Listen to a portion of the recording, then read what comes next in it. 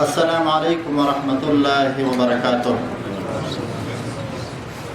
الحمد لله رب العالمين، والصلاة والسلام على سيد المرسلين خاتم النبيين شفيع المذنبين رحمة للعالمين محمد وآله وأصحابه أجمعين. رضينا بالله ربا وبالإسلام دينا وبمحمد نبيا رسولا صلى الله عليه وسلم. ډېرو درنو غیرو عزتمنو قدرمنو د افغانستان ولس د خوست ولایت د ځاځي میدان ولسوالۍ شریفو خلکو، اولنۍ تاسې محترمو ته د افغانستان د استقلال، د افغانستان د ازادۍ او د افغانستان د دې عظیمې مبینې او مبارکې فتحې مبارکي وایو. محترمو، الله رب العزت دا دغه فتح او دغه ازادي او استقلال قائم او دائم ولري. عزتمندو، دغه فتح او دغه استقلال دا د ټول ولس استقلال دی. دا د طالب او د عالم استقلال نه، دا د ټول مسلمان افغانستان ولس استقلال دی. محترمو، ولی صاحب موجود دی او تاسې انتظار ډیر کړی دی. زه ډېرې خبرې نه کوم، مختصر یو دوی خبرې کوم د ضرورت په اساس. هغه دا چې د حالاتو د بدلون نه مخکې موږ د خپل قوم سره، د خپلو سپینګیرو سره، د خپلو علماو سره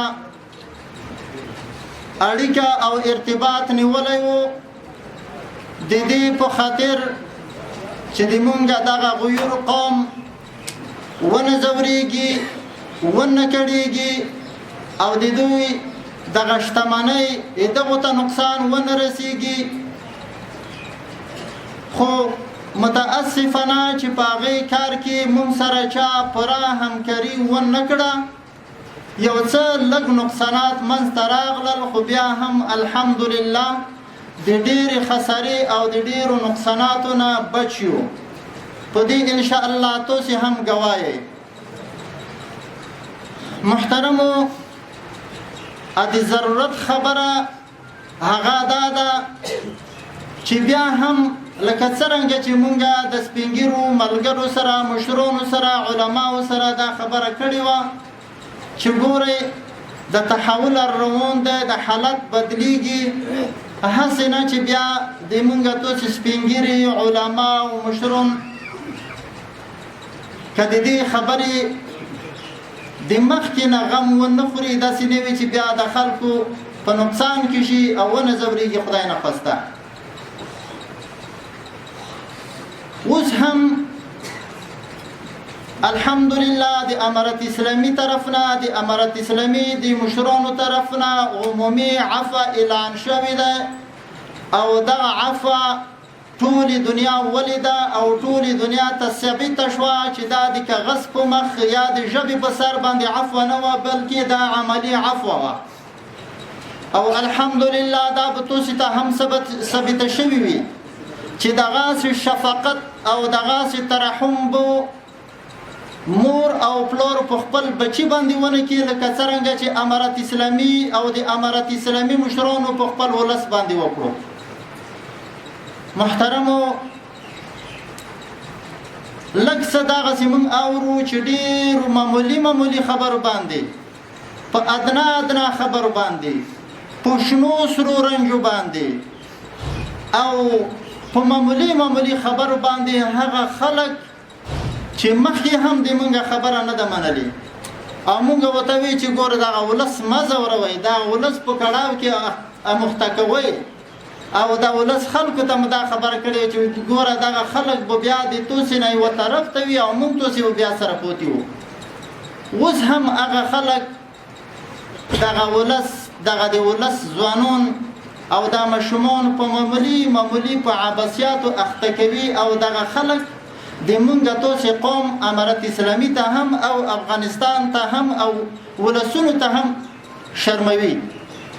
نو دغه زه تاسو ته خاص کوم چې دغه رنګې منجې شنې اوسرې او معمولي خبرې دغه شو ته وغورځوئ او کوم د مونږ تاسې ولس او د مونږ تاسې د مشرانو کوم اغراض او مقاصد چې دي هغه لوی مقصد د مونږ تاسې چې کوم دی دغه د مونږ تاسې نه هیر نشي او هغه مقصد د مونږ تاسې ضایع نشي. نو دغه مشرانو ته چې په د مجلس کې حاضر دي د دوی نه زه ډېره مننه کوم، شکریا یاده کوم چې دوی سره د مصروفیاتو او سره د ډېرو کورونو روغلل او په د مونږ په غونډې کې د ولس په غونډې کې اشتراک وکړو. الله د دوی ته اجر عظیم ورنصیب کړي.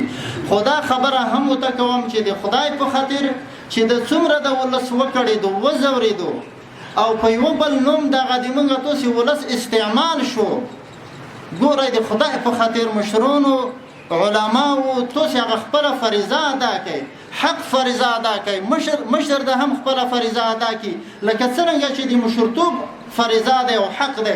او عالم ته مې هم دغه سوال دی چې د خدای په خاطر نور د خپلې ژبې په حق وچلوئ، نور دغه ولس مه ځوروئ. ګوره دا ولس ډېر مظلوم دی. په دغه ولس کې دغه 25 کلن هلکان او دغه 20 کلن هلکان هغه مخبت چیرې لیدلی و، هغه طالب چیرې لیدلی و. که تو دته د حق خبره کړې وای نو نن به دوی سره لکه څرنګه چې مونږ اوس په جګو سترګو سره میلاو شو، دوی هم خوشحال دي مونږ هم خوشحال یو، خو دغه نه به نوره هم جګې سترګې او ډېره خوشحالي به وای.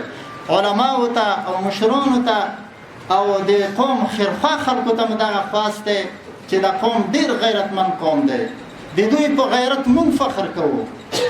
خو نوره ګوره دغه قوم مه ځوروئ، دغه ځوانان مه ځوروئ. د ځوانان پرېږدئ چې تعلیم وکړي، پرېږدئ چې د دوی نه یو څه جوړ شي او پرېږدئ چې دغه خلک د وطن خدمت وکړي او دا خلک د اسلام خدمت وکړي. دغه مې خواست و. وآخر دعوانا ان الحمد لله رب العالمين.